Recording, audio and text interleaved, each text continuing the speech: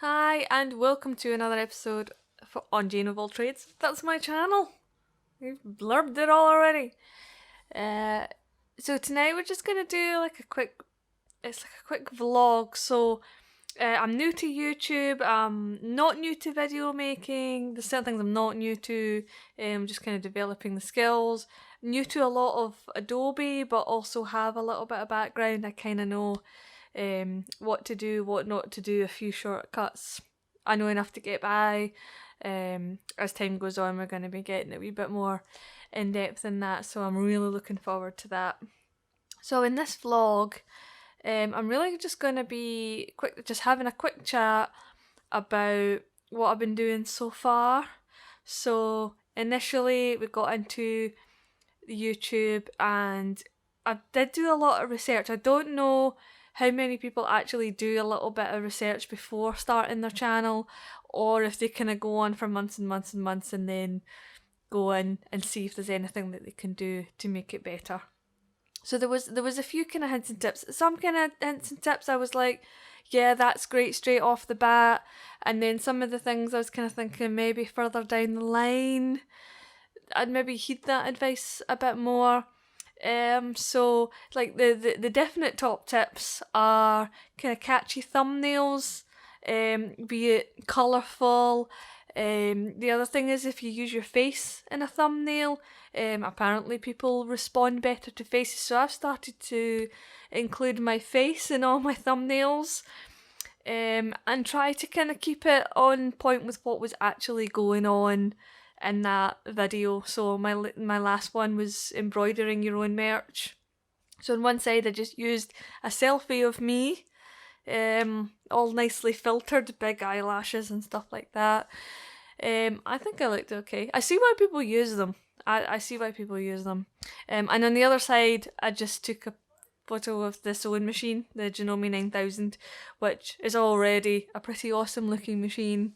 So that was a photo. So this is the kind of trend that I'm gonna follow, like for thumbnails, and definitely following all the size guides. If you're curious, when it comes to graphics, everything has to be the correct pixel size / ratio. This changes just like every 2 seconds. More often than your underwear, does every device have a different thing? So my advice would be, if you don't know already, get online. That's all I do is when I'm doing something, I'll just build to specifications. It doesn't matter what it is, I'll have a wee look through. There's usually templates or guides that you can use. So I would highly recommend just getting online and doing a little bit of research on that. If you do have Illustrator or you're thinking of getting Illustrator, it is a fantastic program for something like that. I'm definitely gonna make a little tutorial just on how I build everything for my various platforms. So I don't have too much right now. The only thing I've got is my YouTube artwork, which I did, which was quite simple. Again, the guide is provided, the pixel guide is provided. Then I have the thumbnails, but again that's kind of into YouTube, so it kind of cheated with that one. I also have a Twitter at Jane of All Trade 4. Again, it has different, like from your banner to your icon to the size of the advert that you're putting in. These have all been optimized so that everything that you build looks exactly how you want it to look. The worst thing you want to do is create a graphic and then it automatically gets chopped, and the bit that it's chopped off is the most important bit. So you don't want that either. And my latest build is web. Again, there's a kind of lot of kind of size guides. I have extra widescreen monitors because I find that handy when video making. Always seem to work in kind of linear kind of things, be it with like audio or video. So that was something that kind of came naturally to me. But that means I see things very different to the way that you would see things. So the size guide is hugely important. So when I'm building my website is essentially down the centre of my screen. And that's so that whatever device it is then viewed on, be it a standard monitor, a tablet or a phone, everything cuts down correctly and doesn't actually chop anything off. If you've not had a look into it, but YouTube specify their banner, you maybe see what I'm talking about. If you kind of see my banner, for instance, if you look at it on a computer, you can see it's like a bit of my nose and a bit of my cheek, and you would think, well, why is that? When I've got my full face at the other side, the reason for that is very deliberate, and that is because that graphic is actually set up for YouTube on TV as well. So if you went onto my channel on your TV, you would actually see that the banner then becomes full size. I've also got a big subscribe button that you can't see on any other device. I've got my Twitter with a Twitter bird that you can't see on any other device. And essentially it looks like the little face on the left hand side, which you see on all your devices, will kind of be floating in the middle as well. But you'll also have the big face, which is really what you can only see with the nose and the cheek. And again, YouTube provide a template for such a graphic so that you can create your own graphic your own way to the right size, and make sure that your titling or whatever you're trying to portray is in the correct place, because heaven forbid you make this absolutely spot on big banner and you put it in and all you can see is just little bits here and there, and it makes no sense. So I'm definitely going to kind of dive in and just have like wee tutorials on these things. Again, it's just because it's something I've learned, and this is Jane of all trades, so that's what I do. So that's where we're at just now. So the website is a work in process.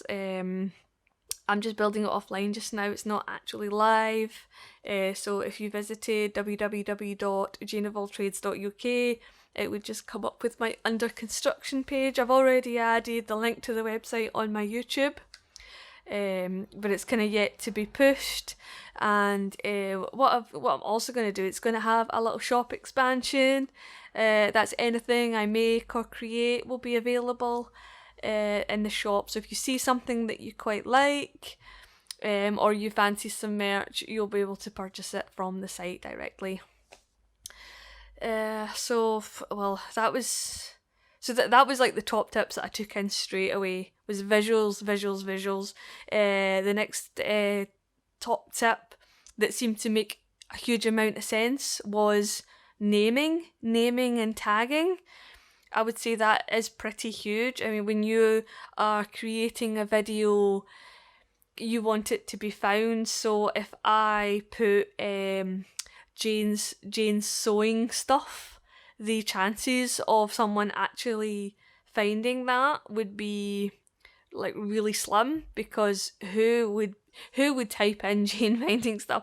So if you think about what you type in when you're searching for something, so I watch a lot of how-to videos. That is absolutely my thing, especially on Adobe.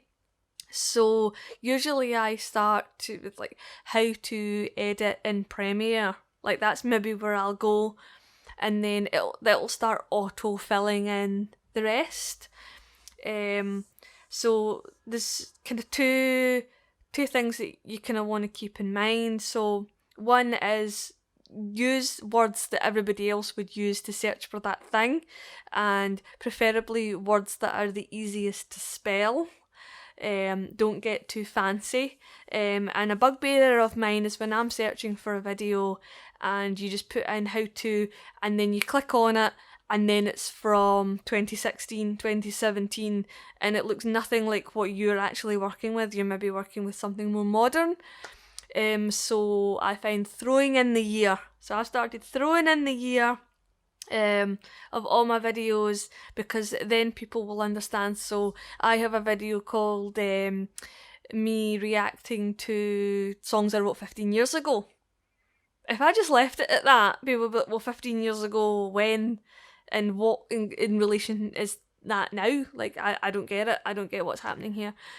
So I put me reacting 15 years ago in 2020. So I'm reacting in 2020 to songs I wrote 15 years ago, so that people looking at it a year from now or 2 years from now will understand the time frame that I was working with immediately without having to go and see when it was actually uploaded. So another top tip is descriptions. The first line of your description is the most important. At first, I was hardly doing any description at all. I was hardly saying a thing.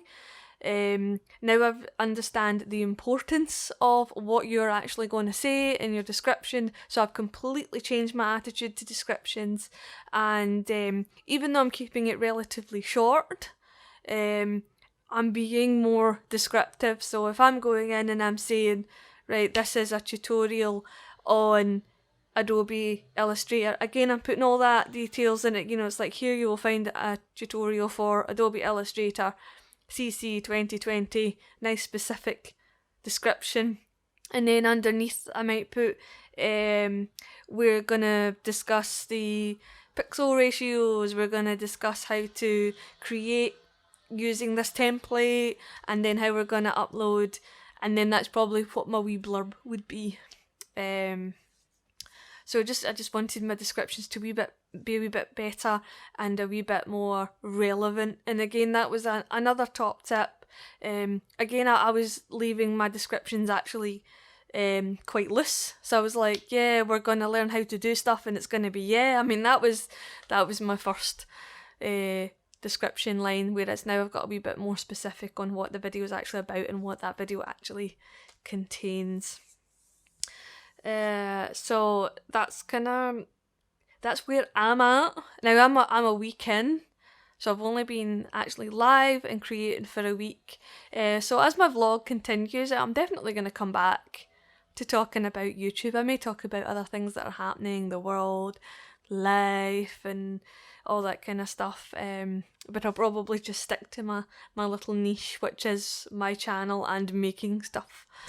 It's just two things that I really, really enjoy, is music, film, and making stuff. So that's my channel in essence. So I think that's kind of it. Just for now, I don't think I've learned anything. Like, I mean, other top tips, with like, if you're just starting out, like pick a niche and really stick to it. Sadly, I just don't have that in me to take that bit of advice just yet.